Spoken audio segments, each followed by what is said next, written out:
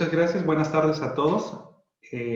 Pues un agradecimiento especial a todos los integrantes del Colegio de Abogados Penalistas del Estado de Oaxaca, al maestro Alfonso, a quien ya lo conozco y sé que es un destacado profesionista, tanto docente como también como abogado postulante, y muchos de los integrantes de la barra los conozco también en el ámbito ya profesional. Y qué decir del maestro Eric, un agradecimiento al estar siendo el presidente de dicha barra de abogados. Y como lo comentaba él, cuando tuvimos la charla para platicar precisamente sobre esta exposición que íbamos a tener el día de hoy, pues vimos algunos temas que podíamos analizar. Y bueno, nos convencimos por este tema de la prueba, y que es el derecho a aprobar o el derecho a la prueba y actividad probatoria. Propiamente consideramos que es interesante ver también otra perspectiva. También les comento, compañeros, en lo que voy a decepcionar un poco a la barra de abogados es que no es tanto una conferencia. Creo que vamos a hacer más que nada una charla. Voy a pasar por algunos puntos o tópicos para poder ir aterrizando.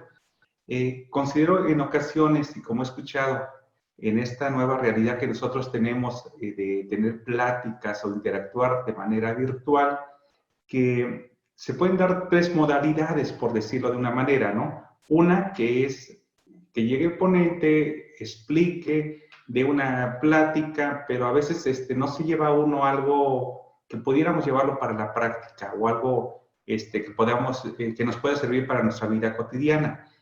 Aquí yo creo que vamos a buscar la forma de que sea una charla sobre algunos puntos. Y voy a estar observando el chat. Si yo veo algunas preguntas que me van realizando, quizá algunas no las pueda contestar de momento, pero si puedo, las voy a ir comentando durante la plática y voy a estar atento a esa situación. Y bueno, agradecerles a todos ustedes el hecho de que siguen al Colegio de Abogados.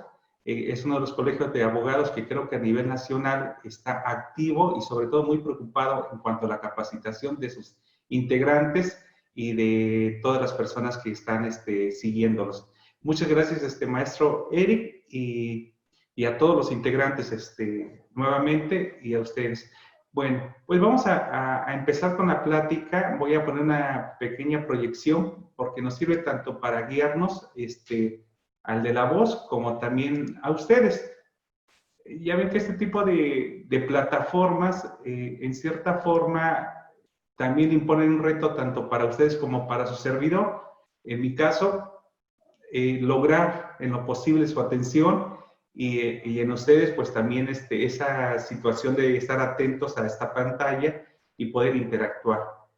Cuando platicaba propiamente con el doctor y con el maestro Eric, bueno, aquí voy a hacer bueno, ahorita voy a ver si funciona. Ya. Perdón, es que voy a ajustarme para que ya estemos. Bueno, me imagino que su pantalla ven completo en este momento la diapositiva. Esta diapositiva, bueno, tenemos el nombre de lo que vamos a platicar y lo que me interesa. Espero que no me vaya a fallar la tecnología. Los objetivos que tenemos. Como les comentaba, cuando platicaba con el maestro Eric, estábamos viendo sobre qué puntos. Cuando ya comencé a preparar esta plática que vamos a tener en estos momentos, dije, bueno, ahora cómo lo voy planteando, cómo lo voy a ir aterrizando propiamente el objetivo que deseo. Mi objetivo que deseo propiamente es que distingamos cuáles son los actos de investigación con los actos de prueba, cuál es el derecho a la defensa y cuándo está el derecho a la prueba, y también el tema de la prueba en sí, y también, y por último, esa calidad de indiciado imputado. Voy a empezar primero con lo que es la acción penal, después con el indiciado del imputado, después con la prueba, para que podamos aterrizar y comprender desde mi punto de vista cuál es el derecho a la prueba. Y creo que es una metodología que nos podría servir para este tiempo que vamos a estar platicando. También hago esta anotación, compañeros, que todos estamos construyendo el sistema acusatorio, y más el mexicano, porque en ocasiones escucharemos algunos puntos de vista de algunos ponentes que quizá ya han tenido ustedes y que en otras plataformas o incluso de manera material han escuchado y que quizá no van a coincidir del todo conmigo. Y que yo también no coincido con ellos y en otros sí tenemos esos puntos convergentes. Y eso se da precisamente porque estamos construyendo el sistema.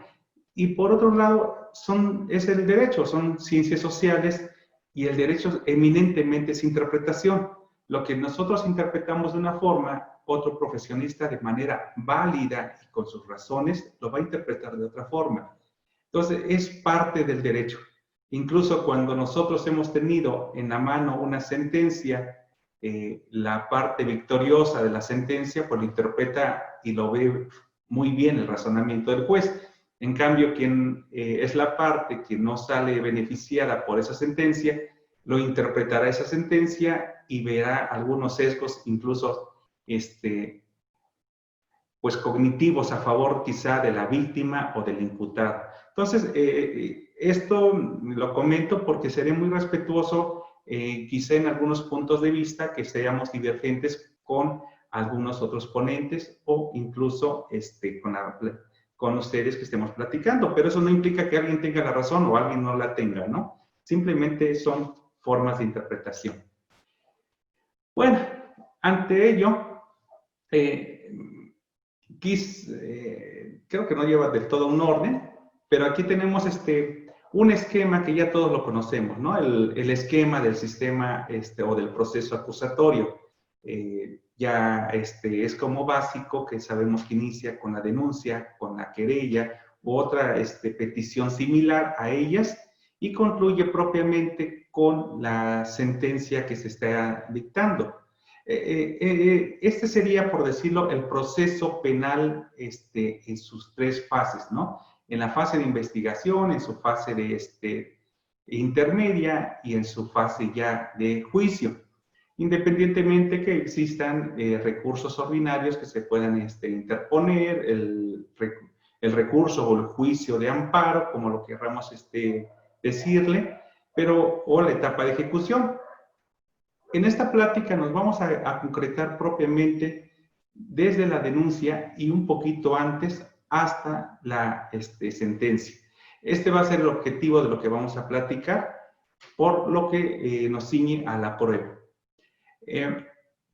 Nosotros, técnicamente, nuestro Código Nacional de Procedimientos Penales habla de dos momentos o dos ejercicios de la acción penal.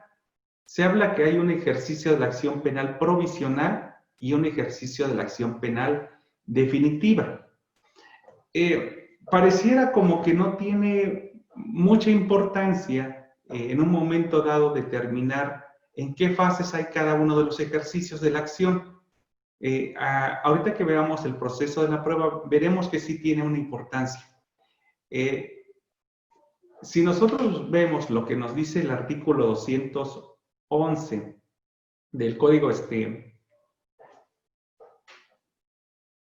vamos a ver perdón. Bueno, del artículo 211 de nuestro Código Nacional, vienen vienen las fases del proceso penal, pero a lo que nos interesa a nosotros, hay una parte que nos dice que el ejercicio de la acción inicia con la solicitud del citatorio a audiencia inicial, puesta a disposición del detenido ante la autoridad judicial o cuando se solicita la orden de aprehensión o comparecencia, con lo cual el Ministerio Público no perderá la dirección de la investigación. Con esas rayas ya me siento como en escuelas de leyes, cuando ya rayaron el pizarrón. Y esa podríamos decir que es la primera fase o la primera oportunidad del ejercicio de la acción que le llaman la acción provisional. Y si analizamos el artículo 335, nos habla de la segunda ejercicio de la acción penal, que nos dice, una vez concluida la fase de investigación complementaria, si el Ministerio Público estima que la investigación aporta elementos para ejercer la acción penal contra el imputado, presentará la acusación. De ahí podemos ver en esos dos artículos que se puede observar que existen dos momentos del ejercicio de la acción penal en nuestro procedimiento. Recuerden que en México, a diferencia de otros ordenamientos procesales, como puede ser Guatemala, Chile, no tienen lo que nosotros le denominamos el término constitucional. En esos países no tienen el problema de que si existe uno o dos ejercicios de la acción penal. Ellos únicamente conocen el ejercicio de la acción penal definitiva o la que va junto con la acusación. Y esto es importante porque por ahí podemos ver en cuándo ya se están haciendo actos de prueba y cuándo son actos de investigación. Entonces, nosotros tenemos dos momentos del ejercicio de la acción penal. Recordemos que propiamente con el primer ejercicio de la acción penal que tiene el Ministerio Público, cuando pide la orden de aprehensión, su orden de comparecencia o solicita para controlar la detención o simplemente la cita, ahí se está ejercitando la acción penal. Se da la trilogía procesal, es decir, el juez tendrá jurisdicción, el Ministerio Público ejercita la acción y en unos casos excepcionales los particulares, la acción particular, y la defensa podrá oponer excepciones y precisamente defensa. Esta es la trilogía procesal, muy parecida a la materia que nosotros conocemos en materia civil, en materia mercantil, es la misma teoría general de proceso. Lo mismo acontece cuando el Ministerio Público, en la segunda oportunidad, cuando ya decide formular una acusación que considera que sus datos de prueba o sus actos de investigación son suficientes para poder sostener un juicio, ejercita la acción penal que podemos decirle que es definitiva. Y esta es en la acusación. Y nuevamente va a tener jurisdicción el juez. En principio el juez de control en la etapa intermedia y después el juez colegiado o unitario de enjuiciamiento.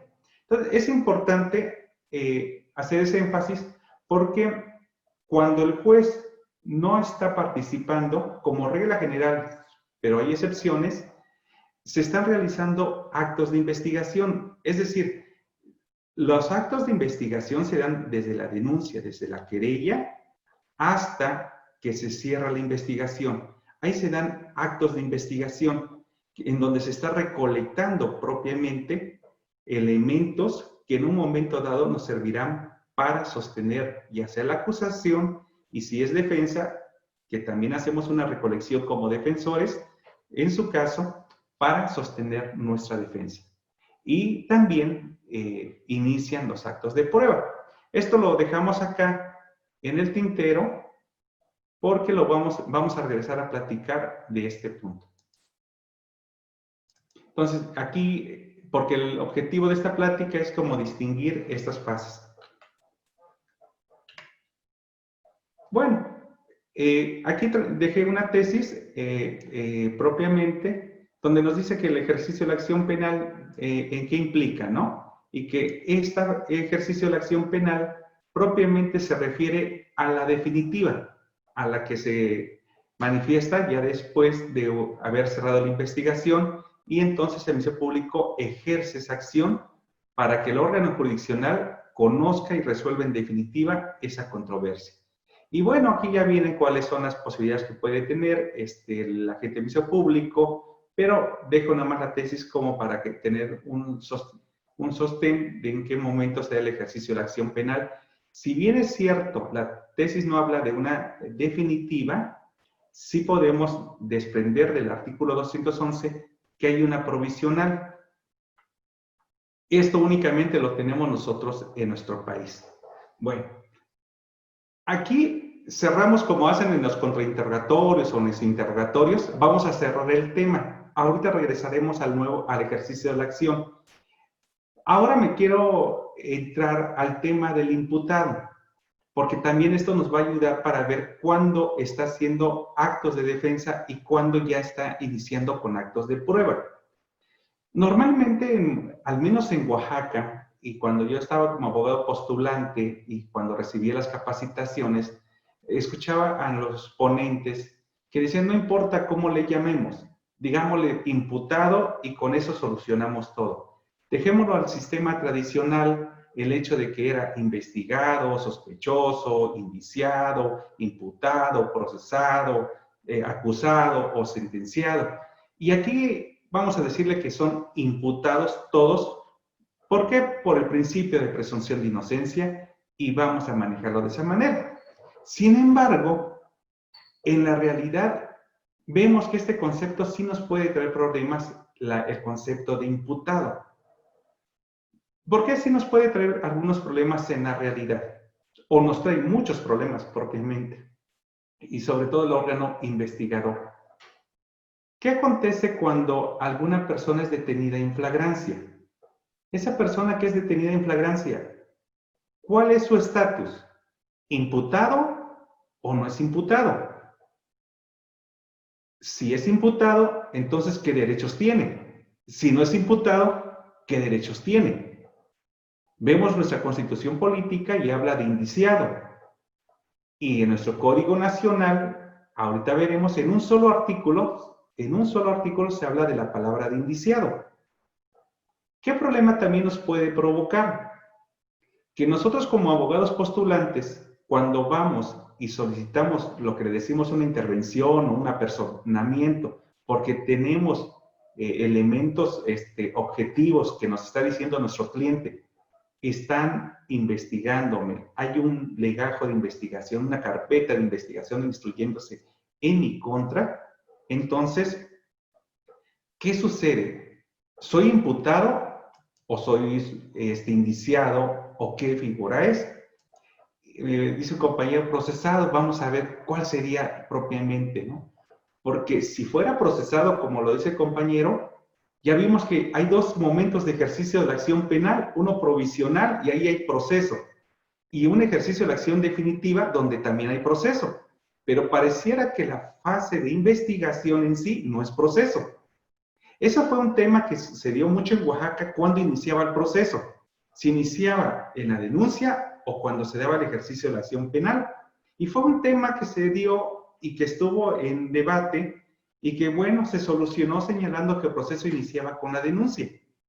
Pero si el proceso tiene como característica que debe de tener jurisdicción, ¿dónde estaba el juez cuando se recibe la denuncia?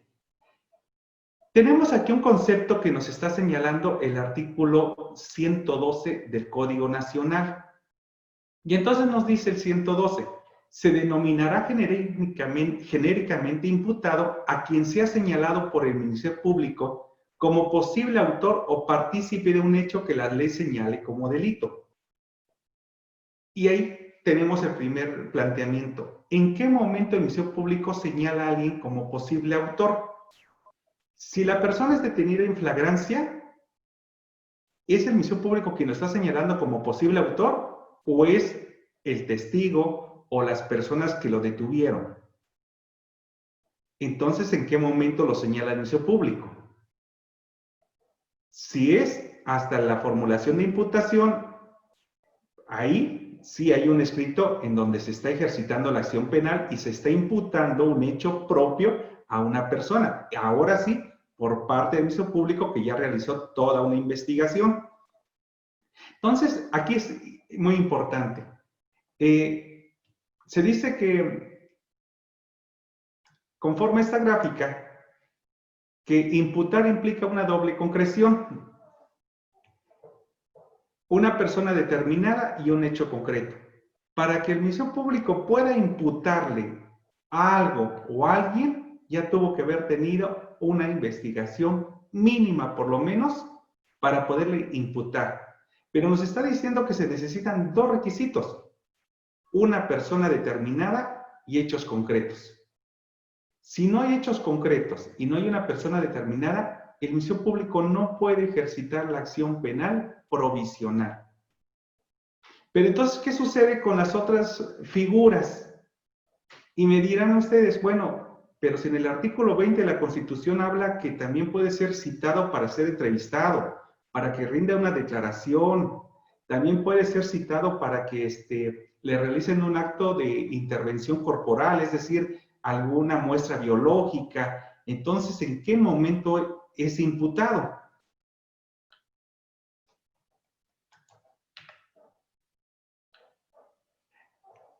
Se habla que en estos supuestos no existe propiamente una teoría muy definida en qué nombre se le puede derivar. En México se acordarán mucho de los abogados, sobre todo ya contemporáneos, que antes en el sistema tradicional se hablaba de una figura que le decíamos que se encontraba presentado. Y entonces, cuando acudía uno como abogado, le decía, vengo a ver a mi cliente, es que está como presentado, pero la calidad de presentado no sabíamos si era detenido, si estaba como imputado, como procesado, o qué era el presentado. Sin embargo, le tenían que señalarle un abogado y por otro lado, con el sistema tradicional, al abogado ni siquiera le permitían tener comunicación, pero me decían es que no está detenido, está presentado. Y yo no lograba entender que era presentado. Y bueno, aquí en la gráfica nos dice,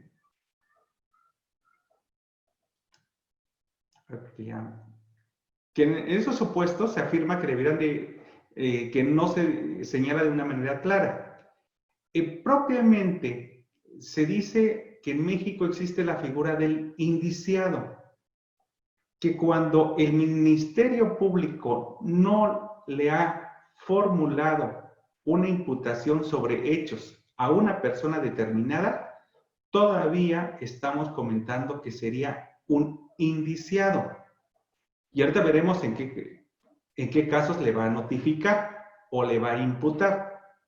La única referencia que tiene nuestro Código Nacional es el artículo 255, que dice, la determinación del no ejercicio de la acción penal para los casos del artículo 327 del presente Código inhibe una nueva persecución penal por los mismos hechos respecto del indiciado, salvo que sea por diversos hechos. Es la única referencia que tenemos nosotros en nuestro Código Nacional de indiciado. Si buscamos la Constitución, sí vamos a encontrar muchas referencias de esta palabra.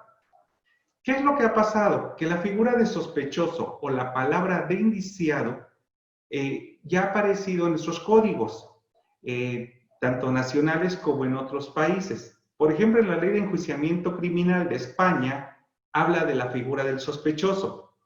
En el Código de Colombia, como verán en la gráfica, hablan de la palabra de indiciado. Y bueno, el sospechoso se trata de un concepto jurídico indeterminado más amplio y flexible que los tradicionales del imputado, acusado, inculpado, procesado.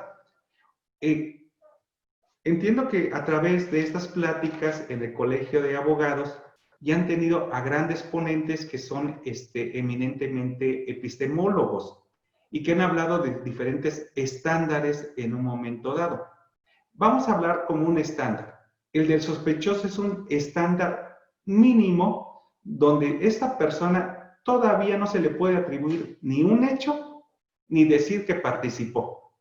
El sospechoso es la persona que estuvo en un evento delictuoso posiblemente, pero no hay elementos objetivos para poderlo sostener. Sospechoso o indiciado. No existen esos elementos.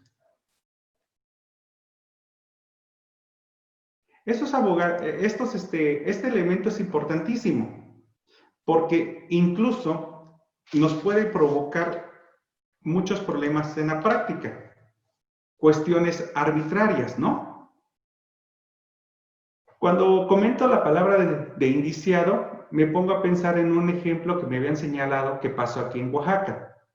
En Oaxaca, la capital hacia Tustepec, para los que están fuera escuchándonos de otros estados, es una población que estaríamos hablando que son 5 horas en camión. Es una población, es un municipio grande para nuestro estado, pero dice que venían en un camión y venía una persona hablando por teléfono, interceptan, voy a hacerlo muy corto, un coche compacto y se suben a robar. Y ya cuando se llevan todos los objetos robados, la gente se enoja y dicen, esta persona que venía hablando por teléfono, él es uno de los delincuentes, él participó en el robo. ¿Por qué dicen que participó en el robo? Porque él con su teléfono estuvo mandándoles mensajes y les dijo en qué momento iba el camión, en qué lugar y a quién los tenían que haber interceptado. Y cosa curiosa que a él no le pegaron y a otras personas sí le pegaron. Él es la persona que pasó la información. Él, visto así, él se convierte en un indiciado o un sospechoso. Hay elementos objetivos mínimos, pero mínimos, y ni siquiera corroborados para decir que él participó. Posiblemente cuando ya le quitaron el teléfono o él lo permitió, se dieron cuenta que venía mandando mensajes a su novia, pero habían elementos mínimos. Esto es lo que le permite en un momento dado una detención hasta en flagrancia por esos elementos mínimos. Entonces, son elementos mínimos para poderlo distinguir y normalmente eso se da en la fase de investigación inicial. Normalmente eso lo vamos a ver. Por eso nos pasa que en ocasiones no dan información en inicio público, parte de esa restricción constitucional que tenemos en el artículo 20, ¿no? ¿Cuáles son los riesgos? Bueno, pues aceptarlas en masa solo pueden, por cuestiones circunstanciales, puede ser muy grave, ¿no? También pueden detener a alguien por un indicio, pero para investigar en otro delito, también tiene su riesgo, ¿no? Con esto me gustaría cerrar este tema. Vamos dos temas porque propiamente quiero llegar al tema objetivo de la plática. Ya hablamos del ejercicio de la acción penal, ya platicamos de sospechoso e imputado. ¿Por qué? Porque en ocasiones el sospechoso, cuando es notificado de su detención, inicia su derecho a la defensa. Entonces, ahí es lo importante. ¿En qué momento va a iniciar el ejercicio del derecho a la defensa? Que es lo que vamos a platicar en unos momentos. Vamos ahora ya a entrar al tema de la prueba. La prueba. No sé si les ha pasado, compañeros, que ansiosamente cuando agarra uno un libro de la prueba, quiere saber qué es prueba. Y empieza uno a leerlo y lo primero que encuentra en los primeros capítulos es, ¿podemos alcanzar la verdad? ¿Sí o no? Y entonces uno ya comienza a preocuparse, ¿encuentro la verdad o la neta? Es decir, ¿hay verdad absoluta o no alcanzo esa verdad? Y empieza con esa parte del primer capítulo. Luego el segundo planteamiento es, ¿qué es la prueba? Y digo, aquí me voy a enterar qué es un dato de prueba, qué es un medio de prueba. Y cuando empiezo a leerlo ya me está hablando de la actividad probatoria. Y digo, ah, caray, pero yo no quería saber de la actividad probatoria, yo quería saber qué es una prueba. Y ahí voy, y voy, y voy, y no me aterrizó, pero fue un libro muy bueno, aprendí mucho, pero no me clarificó. A mí me ha pasado eso, espero que a ustedes no. Porque la prueba hay que en un momento dado darnos cuenta cómo lo está viendo el autor. Los autores, muchos de los que he leído, consideran que nosotros ya entendemos desde qué visión lo está viendo.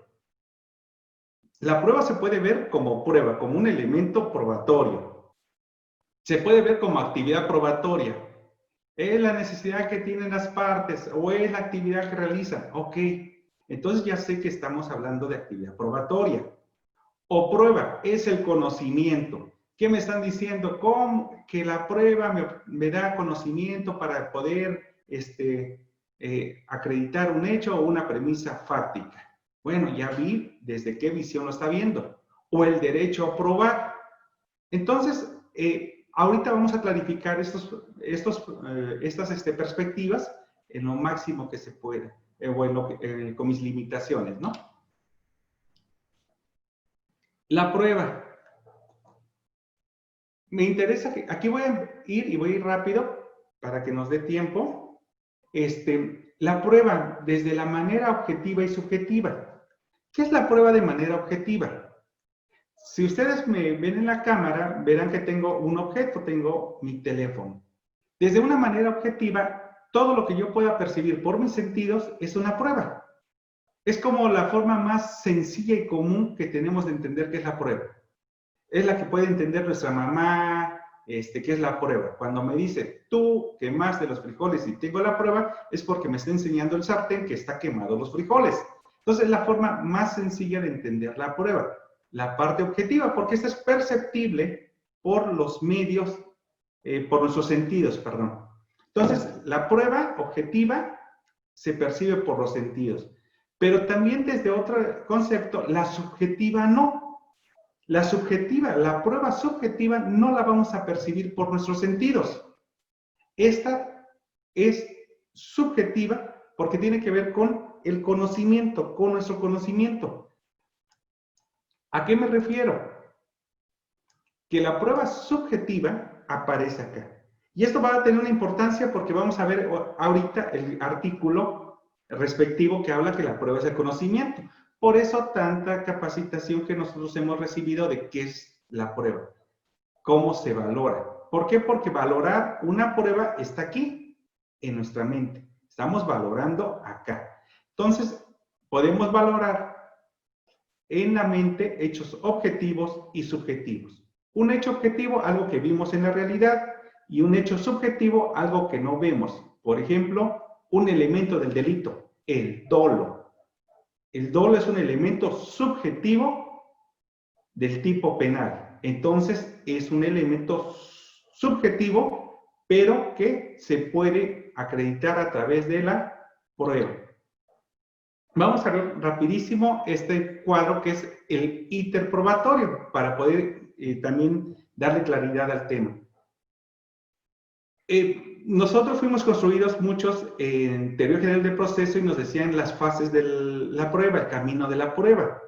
Es el anuncio, el ofrecimiento, la admisión o exclusión, la preparación, el desahogo y la valoración. Estas 2, 4, 5, 6 etapas las tenemos nosotros en nuestro Código Nacional. ¿En qué momento se anuncia la prueba?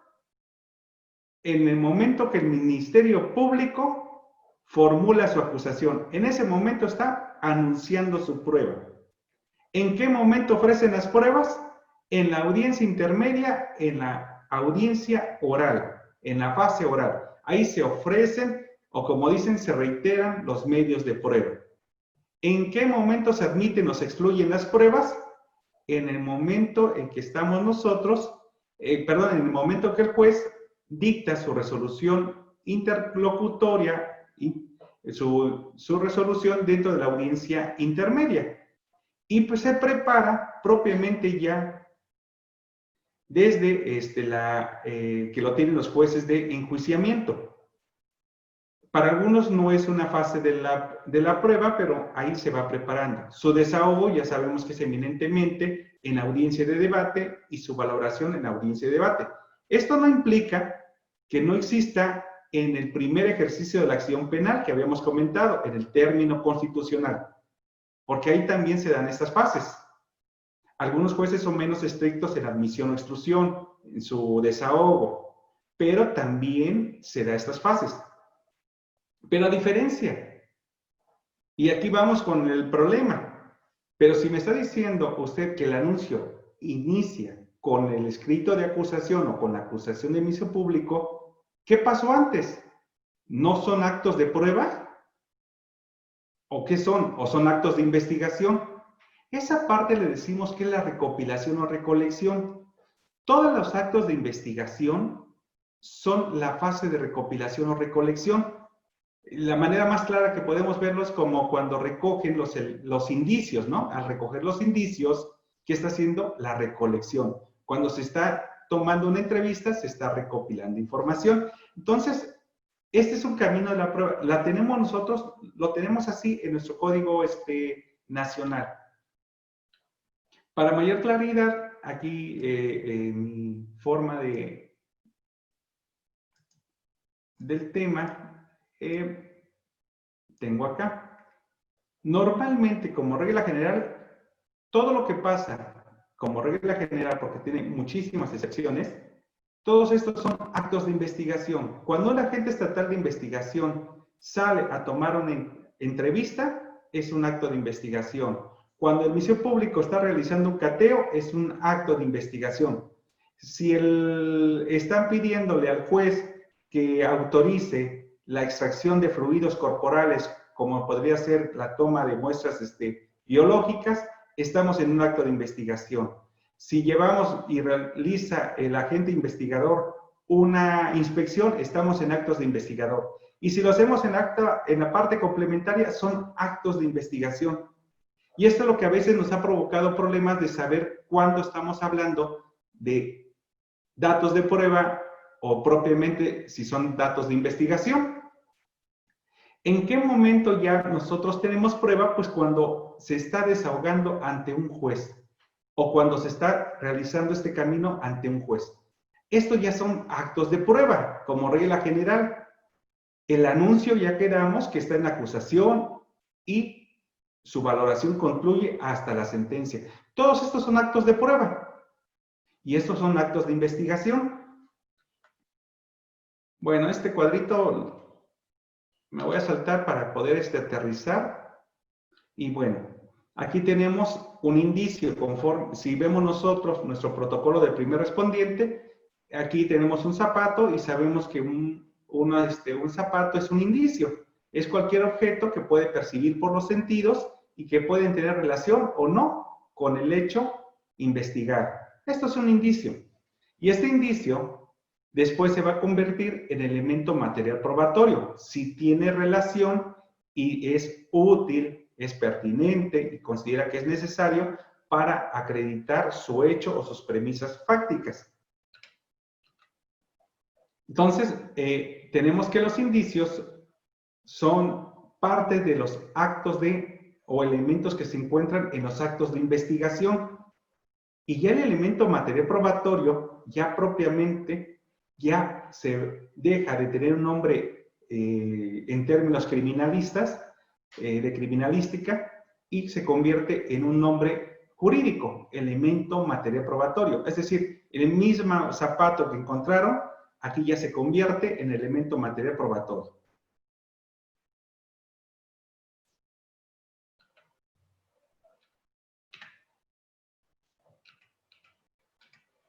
Voy a regresar a este cuadrito. Este es un esquema básico de cómo podemos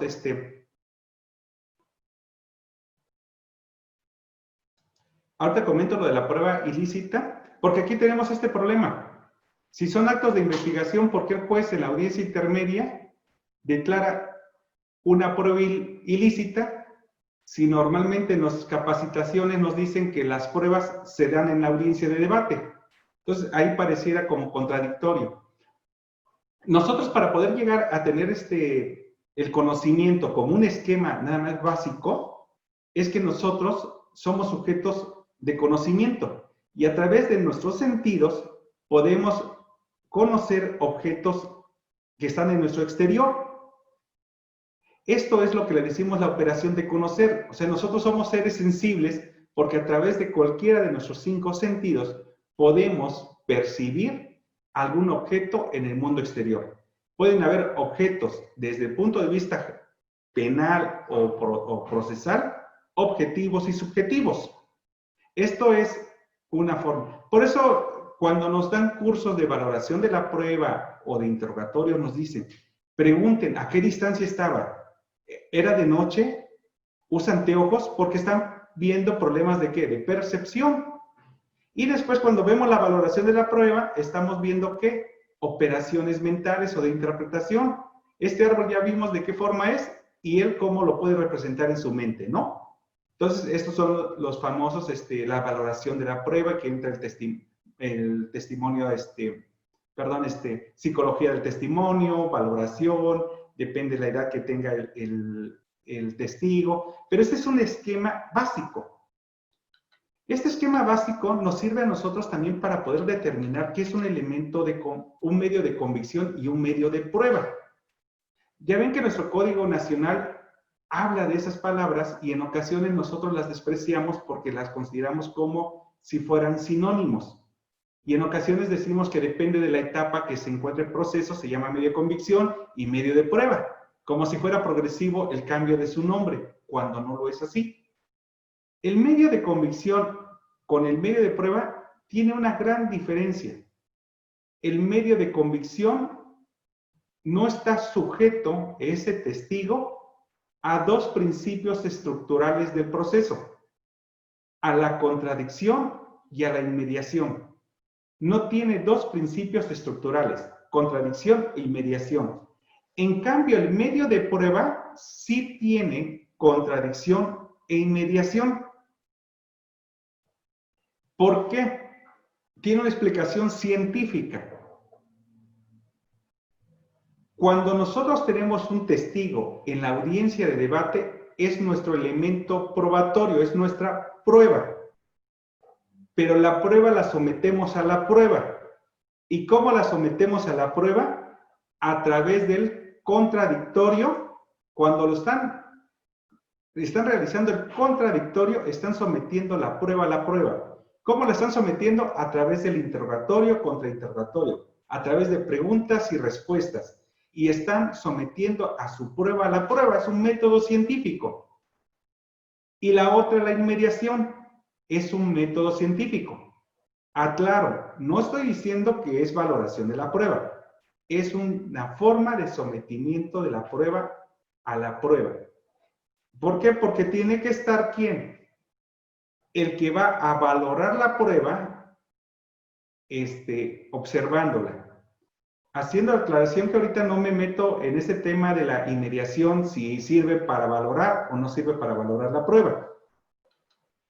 Entonces, aquí tenemos esta distinción muy importante porque estamos hablando de qué es la prueba.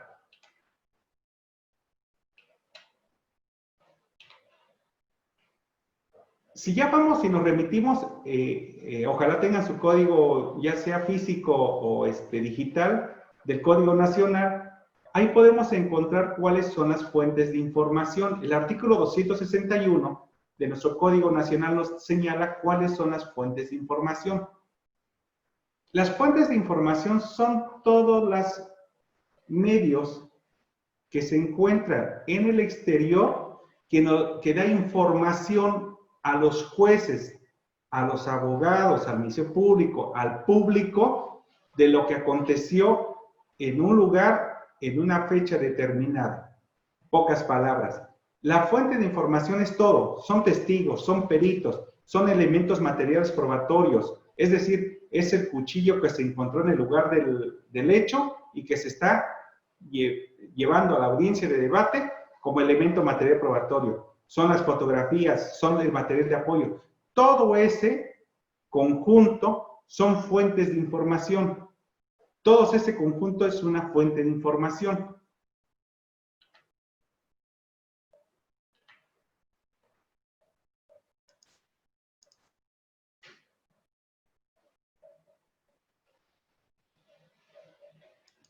Me preguntan que si el primer respondiente se da como una fuente de ¿qué? De información. Perdí la pregunta. Como una fuente de información, una fuente de testimonio. Mi punto de vista, creo que ahí no podemos, no tiene caso debatir si es fuente de información o fuente de testimonio. Considero que es fuente de información. El testigo cuando habla está dando información dentro de su testimonio, pero creo que es fuente de información. Porque la información, ¿cómo la vamos a percibir nosotros? A través de los sentidos. En este caso, estoy escuchando lo que dice y los jueces lo están recibiendo en la mente y lo van a procesar después. Le van a dar valor, pero lo están recibiendo. Es la única forma que humanamente podemos obtener ahorita información.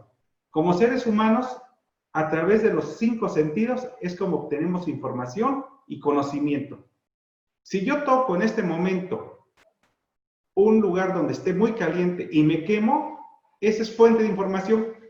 Ya sé que ese lugar está caliente y no lo debo de tocar. Y quizá por mi máxima experiencia jamás y nunca vuelvo a tocar un lugar o un objeto similar. Esa es mi fuente de información. Bueno, me voy a la... Esta es la... por el tiempo que tenemos... Sí, de lo que dice el compañero, llámenle como quieran en la práctica. Lo que a mí me gustaría muchísimo es que quede claro que es nuestra fuente de información. Nosotros le damos diferentes nombres. Por ejemplo, medio de prueba, órgano de prueba, y a veces hasta discutimos si es órgano medio, cuando no hemos visto su verdadero significado. Fíjense, aquí nada más lo que tenemos en esta parte de nuestro Código Nacional. Nos dice, el dato de prueba es la referencia al contenido de un determinado medio de convicción. Nosotros ya con lo que hemos platicado, ya vimos que un medio de convicción no es más que el testigo, el que vio los hechos, que le está dando información a un agente de ministerio público, a un policía, a un investigador, pero que no tiene contradicción ni inmediación. ¿Contradicción de qué? Pues es que no está el abogado, no está el imputado, no está el asesor de la víctima, no hay contradicción. Lo único que está haciendo el policía es recabando su información y haciéndole preguntas para poder tener un buen testimonio. Nada más. Pero no se han dado los otros dos elementos. Por eso no se ha desahogado ante el órgano jurisdiccional. El testigo que vio no ha acudido ante el juez. Se lo dijo al policía, se lo dijo al Ministerio Público, pero no hay contradicción. Ya que se advierta que es idóneo o pertinente, pues es parte del derecho a la prueba y que en este caso hay que ver también que tiene que ser idóneo y pertinente. Si me viene a explicar que vio un partido de fútbol, no tiene trascendencia para la investigación, no me interesa lo que me vengas a narrar. ¿Viste el homicidio? Sí, esto sí me interesa. Diríamos que hasta en este momento hasta parece que por intuición o de sentido común tienen que ser estos dos elementos. Para establecer razonablemente la existencia de un hecho delictivo y la probable participación. Entonces, el dato de prueba con esto, vemos que es la referencia de lo que le dijo el medio de convicción. Y ahí es donde a veces tenemos un tema, si los datos de prueba hay que aprendernos los de memoria, el Ministerio Público, porque entonces no preparó bien su tema, ¿no? O su audiencia. Creo que nos hubiera quitado muchos de los problemas si no le hubiéramos puesto dato de prueba y le hubiéramos puesto dato de investigación. Si le hubiéramos puesto dato de investigación, creo que tuviéramos menos problemas que los que tenemos ahorita. Ahora vamos a ver qué es una prueba. Los medios o elementos de prueba que hemos platicado son toda fuente de información que permita reconstruir los hechos. ¿Reconstruir cómo? Recuerden que nosotros como abogados, en nuestro rol, ya sea de Ministerio Público, de juez, de asesor o de defensa, nosotros vamos a una audiencia a reconstruir un hecho, pero lo reconstruimos mentalmente. Por decir una manera, hacemos magia. Matamos a la persona y la revivimos. Cuando el testigo va, dice, es que iba caminando y le dispararon y se murió. Y viene otro testigo, iba caminando, le dispararon y murió. Lo reconstruimos mentalmente. Nuestro trabajo no es material, es mental. A una audiencia vamos a reconstruirlo mentalmente. Por eso la prueba que estamos platicando desde un punto de vista subjetivo está en la mente, no está en el mundo exterior, está en la mente. Y ahí viene el concepto, se denomina prueba a todo conocimiento, pues el conocimiento de todos y cada uno de nosotros está en nuestra mente, no está en el mundo exterior. La realidad está en el mundo exterior, el conocimiento está en el mundo subjetivo de cada uno, en nuestra mente. De todo conocimiento, cierto o probable, estándares de prueba, sobre un hecho que ingresando al proceso como medio de prueba, ese mismo testigo que le dijo al policía, es el mismo testigo que ahora va a venir a contarle a los jueces de enjuiciamiento o al juez de enjuiciamiento. En una audiencia desahogada bajo dos principios importantes, inmediación y contradicción. Este es el método científico para someter la prueba a la prueba, la inmediación y contradicción. Si no están estos dos principios estructurales, incluso de defensa, como es la contradicción, no se puede decir que hubo prueba, salvo las excepciones que nosotros tenemos en nuestro Código Nacional. Sirve al tribunal de enjuiciamiento como elemento de juicio para llegar a una conclusión cierta sobre los hechos materia de la acusación. Bueno, este tema no nos corresponde, no vamos a platicar sobre valoración de la prueba, pero dice, se considera prueba ilícita en cualquier dato o prueba obtenidos con violación de los derechos fundamentales, los que serán motivo de exclusión o nulidad, y en la de atrás decía que los datos de prueba, desde mi punto de vista, sí se pueden valorar, pero no es propiamente el tema. Aquí.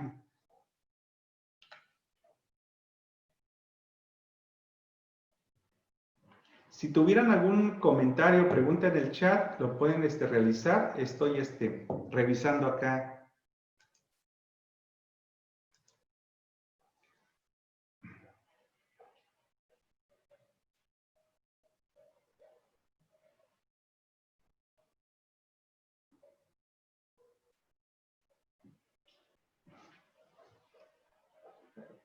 Ahorita, bueno, estoy viendo una pregunta acá de un joven, me imagino por el nombre, joven abogado.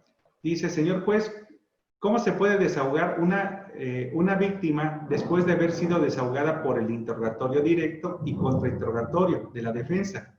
Y ambas partes liberaron a esa diligencia, pero la víctima fue ofertada como testigo por parte de la víctima, de la defensa. Esto lo voy a comentar en un momento, compañero, sobre todo cuando hablemos del derecho a la prueba, porque las normas no se tienen que interpretar de manera tan estricta. En ocasiones considero que los jueces de enjuiciamiento y los jueces de control no tienen que ser tan estrictos en algunas reglas. No, me imagino más o menos cómo va la hipótesis. Con la parte de atrás terminamos propiamente qué es la prueba. Como resumen, prueba la podemos ver desde muchos puntos de vista, pero si lo vemos desde un punto de vista objetivo, es todo lo que nosotros podemos percibir por los sentidos de la vista. Y subjetivo tiene que ver con el conocimiento. Tiene un camino a la prueba.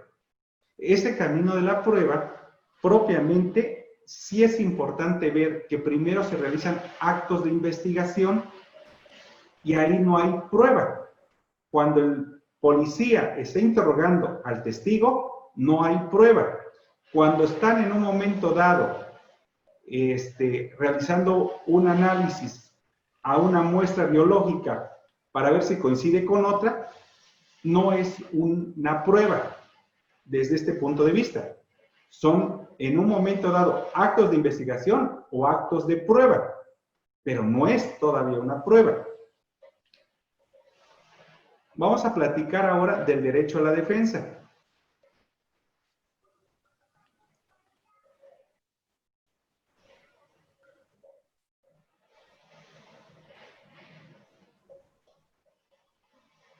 Me pregunta que cómo sería ofrecer la prueba psicológica. Desde mi punto de vista, como cualquier otra prueba.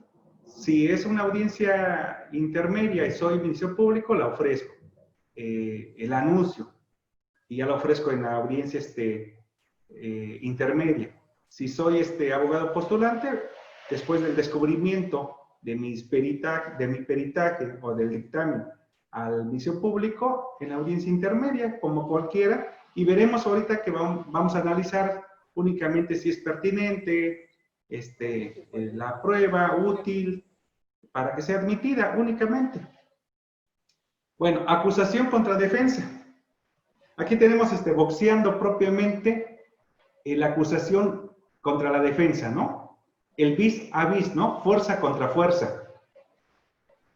Esta palabra de vis a vis la encontramos en muchas resoluciones de la Corte Interamericana.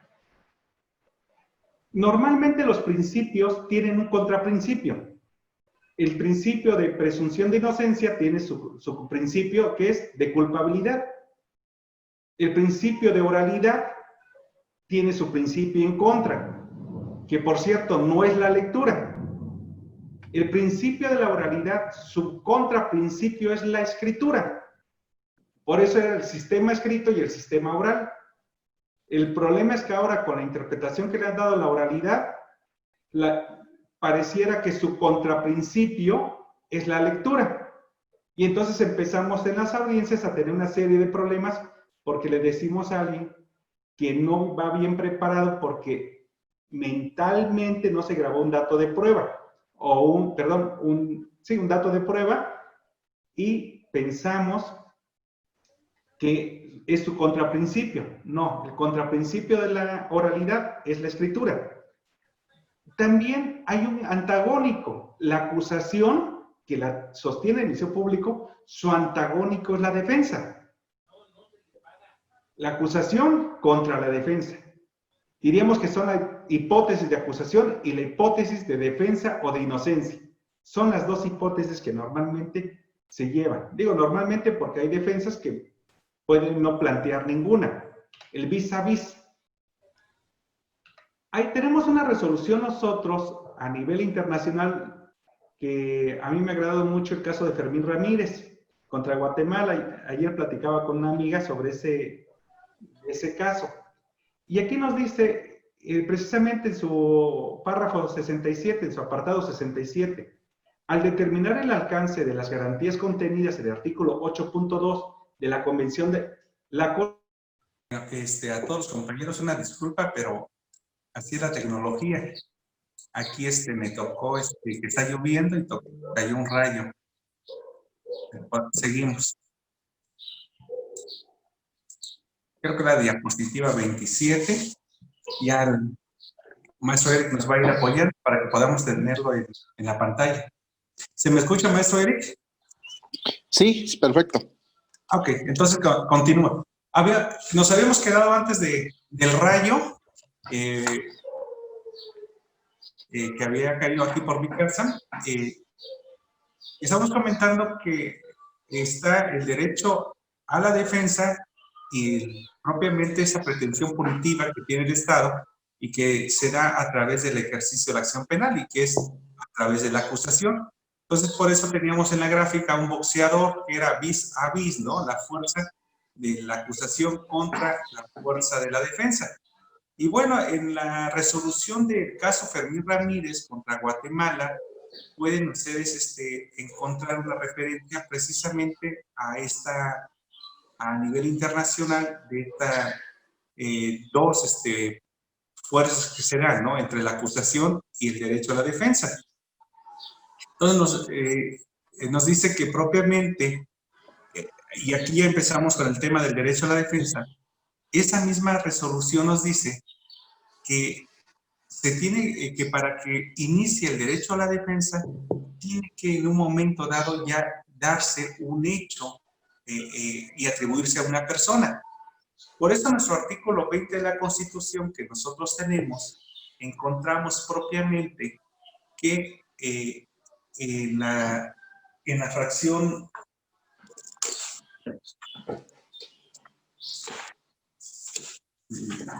aquí vamos a ir ajustando todo, como dicen, vamos a ir haciendo ajustes.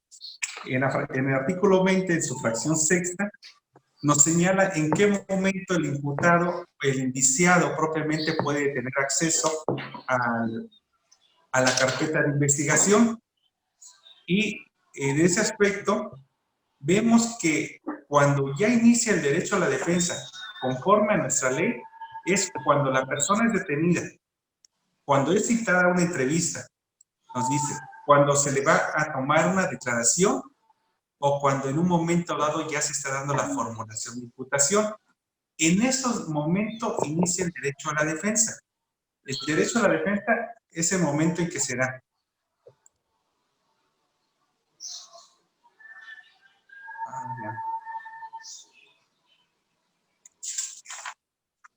Bueno.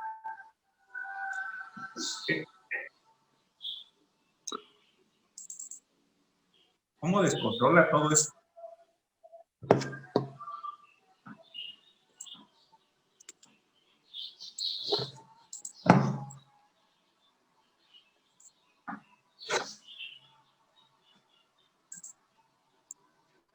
Bueno, en la gráfica ya veremos que se puedan remitirles a ustedes de alguna forma. Nos habla que el derecho a la defensa es un componente central del debido proceso que obliga al Estado a tratar a un individuo en todo momento como un verdadero sujeto del proceso, en el más amplio sentido de este concepto, no simplemente como objeto del mismo. Entonces, esto es en la Corte Interamericana de Derechos Humanos, en el caso de Ruano Torres contra El Salvador, en su apartado número 153. También encontramos una similar en la página 30, maestro Eric. Sí, voy. Sí, con calma, así la tecnología. Bueno, y luego en la Corte Interamericana de Derechos Humanos, en el caso de Pollo Rivera y otros contra Perú, también nos habla sobre el derecho a la defensa. Nos dice, de lo contrario, la falta de control de la defensa del imputado sobre la prueba inicial o originalmente producida no es subsanada por la mera evacuación de esa prueba testimonial en un nuevo proceso atentado así contra su derecho a la defensa. Mucho tiene que ver el derecho a la defensa con el principio de contradicción, van muy unidos. En el momento que se ejerce el derecho a la defensa es porque se está ejerciendo también la contradicción o como dicen en algunos otros países, la refutación. Voy a pasar acá. Dice, en el caso también de Barreto Leiva contra Venezuela, en su apartado 29 nos dice, ahora bien, el derecho a la defensa debe necesariamente poder ejercerse desde que se señala a una persona como posible autor o partícipe de un hecho punible, y solo culmina cuando finaliza el proceso. Siga en la otra, maestro, por favor. A ver, usted me dice, ¿eh? Por favor, la siguiente. Ah, ahí está muy bien. En ese. Regrésese, por favor, nada más una. ¿Ahí? No, otra hacia atrás, por favor. ¿Ahí? No, váyase a la... Más. Antes diríamos. ¿Ahí está bien? Más atrás. No, ahí está, ese 29. Perfecto. Aquí, en este caso, en el caso de Barreto Leiva contra Venezuela, en la parte que podemos ver, compañeros, que está marcada con amarillo, dice, ahora bien, el derecho a la defensa debe necesariamente poder ejercerse desde que se señala a una persona como posible autor o partícipe de un hecho punible. Aquí era donde decíamos que era importante distinguir entre imputado, indiciado, sospechoso. La persona desde el momento que es detenida en una flagrancia o es citada para tomarle una entrevista y que pueda ser en un momento dado imputado o también sea para tomarle una declaración o también para una prueba de muestras biológicas, si es que puede salir como imputado, ahí inicia el derecho a la defensa. Es el momento donde se inicia el derecho a la defensa. Por eso nos dice en esta parte de la gráfica, el derecho a la defensa debe necesariamente poder ejercerse desde que se señala a una persona como posible autor. Entonces, no importa que sea indiciado, no importa que sea imputado, en ese momento inicia el derecho a la defensa. ¿Cuál es el problema? Cuando nos están investigando y nosotros no tenemos conocimiento de esa investigación. Ahí es otro problema. Pero si ya somos citados ahí, por eso tenemos esta restricción constitucional o esta restricción constitucional muy grande, porque nos hace una restricción que cuando alguna persona, un gobernado, tiene alguna duda que está siendo investigado y pide una información ante la fiscalía y no se la da, ahí se está vulnerando el derecho a la defensa. ¿Por qué? Porque si ya el Ministerio Público tiene un hecho y tiene como probable persona que participó y no le da la información, está vulnerando el derecho a la defensa. Incluso con todos los estándares internacionales, esta restricción constitucional. Entonces es importante que aquí surge el derecho propiamente a la defensa. Podemos ver la siguiente gráfica. Y nos sigue comentando también la misma resolución. Dice, por ello el artículo 8.2.b de la Convención Americana nos dice que este rige antes de que se dé la acusación. Aquí nosotros tenemos algo peculiar. Si lo analizamos desde este punto de vista, ¿cuál es la finalidad de la imputación? La finalidad de la imputación es decirle qué hecho y qué calificación jurídica y a quién se está atribuyendo ese hecho. Eso es, en pocas palabras, la imputación. Decirle el hecho, calificación jurídica y también a quién se le está atribuyendo. Pero cada que se dé una notificación, por decirlo para una entrevista, para tomarle una declaración, también ya se está haciendo una notificación que inicia el derecho a la defensa. Pero se dice que la parte máxima de la acusación del Ministerio Público y donde surge el derecho de la defensa todavía con más fuerza es cuando ya se formula la acusación. Por eso dice en este párrafo, para que el mencionado artículo satisfaga los fines que le son inherentes, es necesario que la notificación ocurra previamente al inculpado rinda su primera declaración ante cualquier autoridad pública. Evidentemente, el contenido de la notificación variará de acuerdo al avance de la investigación. Aquí, por lo que se pueden dar algunas reclasificaciones, ya sea de calificación jurídica, y sobre todo pueden también mutar los hechos en una investigación. Por favor, la siguiente, maestro. Bueno, es el artículo donde encontramos fundamento nosotros, artículo 8 de la Convención Americana, y sobre todo en la siguiente parte, por favor, encontramos también cualidades del derecho a la defensa. Para que pueda ejercerse adecuadamente el derecho a la defensa, se necesita propiamente que se avise que hay una acusación. Por eso, en la parte en la fracción, déjeme ver, creo que, bueno, ahí lo dejamos, dice que hay que darle una información detallada de la acusación. Entonces, esa información detallada de la acusación es propiamente parte del ejercicio de la defensa, para que pueda preparar adecuadamente. Y por eso, parte de la defensa sería tiempos y medios. Si nosotros lo buscamos en el apartado, nos está diciendo en el apartado C que se requieren tiempos y medios. Para que podamos ejercer una adecuada defensa, tiempos y medios. Y una comunicación previa y detallada al inculpado de la acusación que habíamos comentado. Vamos a la siguiente y vamos a ver dónde lo encontramos en nuestra Constitución.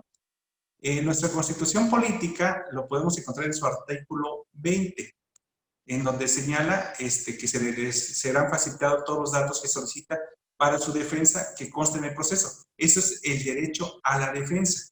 Abajo viene en qué momento propiamente se da esa notificación o formulación de imputación donde ya inicia propiamente el derecho a la defensa. Conforme a este artículo de nuestra Constitución Política, se daría cuándo se le va a tomar una entrevista, cuándo se le va a tomar una declaración, cuando en un momento dado hay una flagrancia y va a iniciar la audiencia, cuando ha sido detenido y en la formulación de imputación propiamente. Entonces ahí ya se da inicio del derecho a la defensa conforme tenemos en nuestra Constitución y tiene mucho parecido a nivel internacional.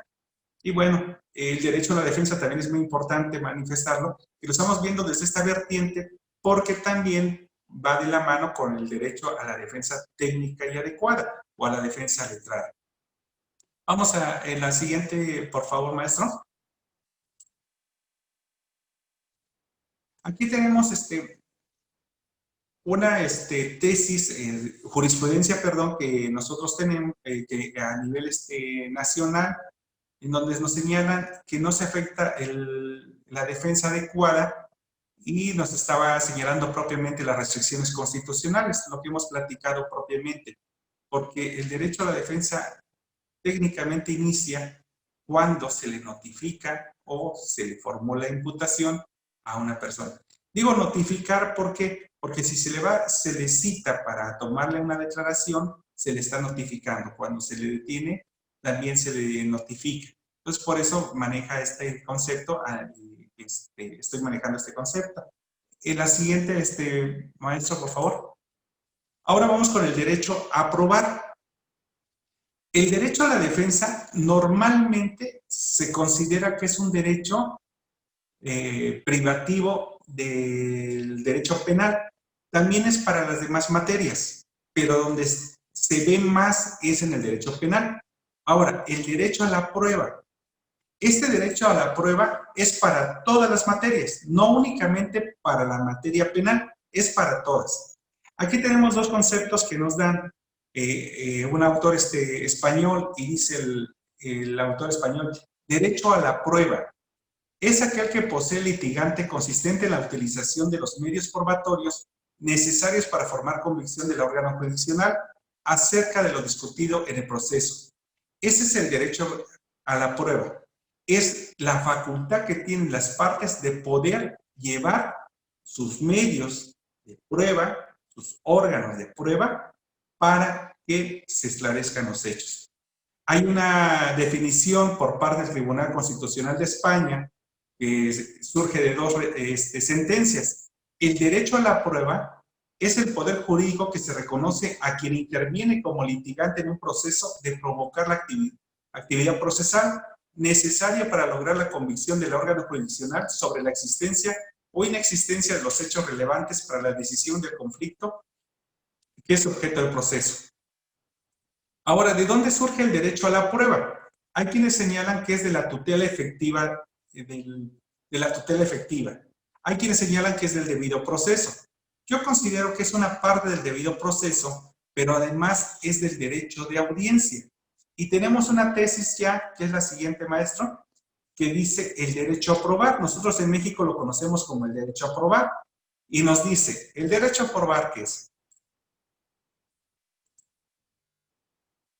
Nos dice que está en el artículo 14 de la Constitución. Consiste en otorgar al gobernado la oportunidad de defensa previamente que se emita un acto privativo, por lo que como derecho humano impone a las autoridades el deber de cumplir las formalidades esenciales del procedimiento con la finalidad de garantizar una defensa adecuada antes un acto de privación. Ya ven que son 4 los reconocidos, las importantes para que se cumpla el derecho a la audiencia. La notificación de inicio del procedimiento y sus consecuencias. Si se dan cuenta, tiene mucho que ver con el derecho a la defensa. Esa notificación, solo que en materia penal no es una notificación, es una formulación de imputación ya con formalidades, salvo si es que es en sede ministerial que no hay esa formalidad. La oportunidad de ofrecer y desahogar pruebas que se finque la defensa. Ahí está el derecho a la defensa. La oportunidad de ofrecer y desahogar las pruebas. Ese es el derecho a la prueba. El derecho a probar, la oportunidad de alegar y el dictar de una resolución que dirima las cuestiones. De ahí, el derecho a probar constituye una formalidad esencial del procedimiento integrante del derecho a la audiencia. Es importantísimo, entonces, es un derecho humano el derecho a probar, y no únicamente en materia penal, sino en cualquier disciplina del derecho. Tenemos la siguiente tesis, que esta no la vamos a leer completa, hace una distinción propiamente entre carga de prueba y derecho a probar. Porque en ocasiones consideramos que la carga probatoria tiene que ver con el derecho a probar. No, son dos cosas diferentes. El derecho a probar es un derecho fundamental reconocido y la carga de prueba puede estar regulada, como es en materia penal en nuestra Constitución, como puede ser que esté regulada en los códigos procesales y que sea eminentemente procesal. Entonces, hace una distinción. Nos pasamos por favor, a la otra, maestro. Ahí. Aquí me basó en un libro escrito por Joan Pico Junoy, en que nos habla de si ya reconocemos el derecho a probar como un derecho fundamental, vamos a ver cómo esto tiene que irse a la práctica. Y dice, en el aspecto objetivo, la necesidad de efectuar siempre una lectura amplia y flexible de las normas probatorias. ¿Qué nos está indicando? Que a los jueces tenemos que comenzar a no ser tan rígidos a la hora de poder admitir las pruebas. Tenemos que dar una lectura amplia y flexible. Sobre todo esto toca mucho en las audiencias de la etapa intermedia, en donde se ponen de manera tan estricta que no se admiten algunas pruebas. Entonces, se debe de buscar que sean una lectura amplia, siempre ponderando ese derecho a la prueba. Como dicen, es mejor que sobren pruebas a que falten pruebas. En un momento dado, si hay muchas pruebas y consideramos que son sobreabundantes, es mejor admitirlas a que en un momento dado en audiencia y debate nos falte. También nos dice que es la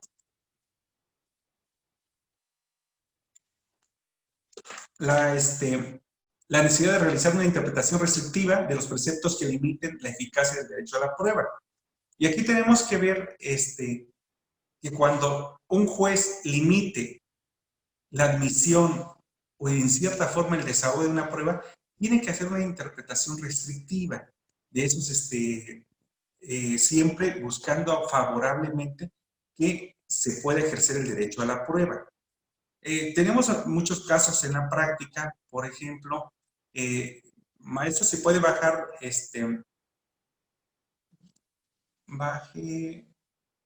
bueno, no, ahí está bien, maestro. Ahí está. Ahí tenemos un ejemplo de una prueba pericial. Esta tesis es un ejemplo de cuando se tiene que hacer una interpretación restrictiva y que limitan el derecho a probar. Y nos dice nada más el encabezado, ¿no? Prueba pericial en el delito de violación cometido contra menor de edad. El acuerdo que determine no desahogar la ofrecida por el procesado y admitida por el juez ante la negativa de la víctima, en virtud de que implica explorar nuevamente su integridad física y realización del test de materia psicológica, cuando ya obran dictámenes de esos temas, constituye una restricción constitucionalmente válida al derecho a la defensa, yo diría más al derecho a la prueba. Es decir, cuando exista, ¿podemos regresar, maestro? Cuando exista y se tenga que limitar la admisión de una prueba, o en su caso, un acto de investigación o su desahogo, debe de haber una interpretación restrictiva y se tiene que fundar y motivar por qué. En este caso de la tesis, ya nos auxilia a nosotros. Es un menor, es un niño, interés superior del niño, no lo quieren revictimizar a través de una prueba psicológica, pero también está el derecho a probar. Entonces se hace un control por qué se puede en un momento dado restringir ese derecho. También hay hipótesis cuando se tienen que analizar en delitos en carácter sexual. Si se va a hacer una restricción, también se tiene que analizarlo, porque el derecho a la prueba es un derecho humano. Si lo vemos como un derecho humano, entonces tenemos que también ponderarlo junto con otros derechos para no hacer una restricción en un momento dado incorrecta. La subsanabilidad de la defensa procesales en materia probatoria. Para muchos de nosotros es nuestro buen amigo, el maestro Jorge López. Lo escuchaba en una plática. Los jueces no pueden ser rígidos en audiencia intermedia. Y en un momento dado llegue, vamos a pensar que el maestro Eric, y el maestro Eric ofrece un medio de prueba en la audiencia intermedia, pero se le olvida en ese momento decir por qué era idónea o pertinente para suceder el caso. El juez no puede ser rígido. Le tiene que dar una oportunidad de decirle, maestro Eric, he visto que ha ofrecido 3, pero en este se le olvidó pertinencia. Por favor, díganme por qué es pertinente. No está haciendo el juez parcial para ninguna de las partes. No le está diciendo cómo lo va a solucionar para uno o para otro. Simplemente está siendo flexible. O sea, está subsanando un defecto procesal. Fue un error. Se me olvidó. Por favor, díganlo para que yo pueda analizar si se admite o no se admite. El maestro señalaba un ejemplo que pasó hace muchos años y que llegó hasta hacer una tesis. El maestro Jorge dice, llegan ante un juez de audiencia intermedia y el abogado no conocía mucho del sistema o cómo era, pero le había puesto todo su empeño y presenta sus medios de prueba por escrito. Y cuando llega a la audiencia intermedia, el Ministerio Público formula su acusación, ofrece sus pruebas de manera oral y le toca a la defensa y la defensa dice, no, yo únicamente le reitero lo que ya hice por escrito y quiero que se tenga por reproducida. Y el juez le dice, no, es que no es así. Es que el abogado se pone nervioso y vuelve a insistir y el juez le dice, no admito ninguna prueba de la defensa. No, ahí, si vemos que el derecho a probar es más importante, el derecho de esclarecimiento de los hechos es más importante, las normas tienen que ser flexibles. ¿Qué hemos hecho en ocasiones en las audiencias de debate? Nos han ofrecido prueba nueva. Y nosotros cuando salimos a discutir decimos, no es prueba nueva, es prueba de refutación. Se equivocó el abogado. Pero no es porque le vayamos a ayudar al abogado. Necesitamos ver que el derecho a probar hay que subsanar en ocasiones algunos errores. O sea, el abogado sí tiene la idea, decimos, pero no era ahí. El artículo es el correcto, pero no era prueba nueva, es prueba de refutación. Entonces, se la admitimos y podemos corregirlo porque es privilegiar el derecho a la prueba. La prueba, como regla general, debe de ser irrenunciable. Sin embargo, sí se puede renunciar cuando no tienen sus medios de prueba. En la práctica llegan los abogados, el Ministerio Público y renuncian. El derecho a probar es un derecho que es para el Ministerio Público, una facultad para el Ministerio Público, la víctima, y para el imputado. El derecho a la defensa es únicamente para el imputado. Por favor, maestro, la siguiente. Ahora vemos la siguiente gráfica y seguimos con el mismo autor y nos dice desde el aspecto subjetivo. Bueno, el aspecto subjetivo, el derecho de admisión de la prueba. ¿Cuál es el derecho de admisión de la prueba? Que se le tienen que admitir las pruebas y cuando no se admitan se tiene que fundar la negativa. Se tiene que privilegiar la admisión. Si hay duda en un momento dado por parte de los jueces de control en una audiencia intermedia, pues tienen que privilegiar, conforme a esta gráfica, la admisión. Y si no se admite, fundamentar en su caso la negativa para que puedan interponer algún recurso, en este caso el recurso de apelación, contra esa negativa y tengan los argumentos. También el derecho a la práctica. Ese derecho a la práctica es importantísimo. Una vez que es admitida la prueba, se tiene que desahogar. Una vez admitida, se tiene que desahogar. No pueden los jueces señalar que no se desahogan en virtud de que esa prueba consideran que no tiene suficiente eficacia, que no va a ser útil, que no es pertinente. Si ya fue admitida, se tiene que desahogar. Tenemos unas tesis, por favor, maestro, la siguiente, que ha sido en cierta forma cuestionada por algunos, que nos dice, medios de prueba en la etapa de juicio oral del sistema penal, acusatorio. El tribunal de enjuiciamiento no puede de oficio negar el desahogo de aquellas que fueron admitidos en el auto de apertura a juicio oral. Y bueno, nos explica que los jueces de enjuiciamiento no pueden no admitir una prueba porque la ven que es ilícita. Y es lo que nos dice, una vez que es admitida un medio de prueba, se tiene que desahogar. Y al señor juez, usted tendrá que analizar si le da valor o no, lo que le dicen la valoración negativa. Esto ha sido cuestionado, he escuchado a algunos maestros que dicen, no, es que eso está incorrecto, porque ya se contaminó el juez, ya escuchó la información y está contaminado, sí. Pero también un principio importantísimo es el derecho de que una vez admitida se tiene que desahogar, no tiene que pasar por dos estudios, porque ya pasó por el juez de intermedia, juez de control, y después iban a hacer otro incidente. El juez de debate, no. Su naturaleza es diferente de cada uno de los jueces y se tiene que admitir. Ya será otro tema el de cómo lo van a valorar, cómo lo borrarán en la mente, eso ya es otro tema, porque está por encima más un derecho fundamental que una situación de valoración de la prueba. ¿Podemos regresar, maestro? El derecho a la práctica. Esto, ¿cómo se lleva en la realidad? Pues los jueces tenemos que darle todas las facilidades a las partes para que se desahogue un medio de prueba. A nivel de enjuiciamiento, pues podemos llegar hasta la orden de comparecencia, ¿no? Las diversas citas, en un momento dado buscar los domicilios cuando hay cambiado de lugar, mandar a los agentes estatales para que puedan establecer el nuevo domicilio, ese tipo de auxilio que puede uno dar como autoridad judicial, porque es el derecho que se practique. Ya, si se agotaron todos, pero se tiene que buscar en un momento dado lograr esa finalidad. Lo único que recomiendo a los abogados a veces no aprovecharse de este principio, porque a veces es una prueba que saben que no se va a desahogar y están insiste, y bueno, van desgastando a todos los órganos de prueba. A veces que de la contraparte o alguna situación. El derecho a la valoración de la prueba. Lógico, si ya se desahogó, pues hay que valorar la prueba. Ya hemos escuchado que la actual valoración de la prueba es lo que le decimos la valoración científica, que es en pocas palabras la valoración racional, que tiene que cumplir con necesidad lógica y una validez universal. Por favor, maestro, ya para concluir, yo creo que ya aquí vamos a dar por concluido, maestro.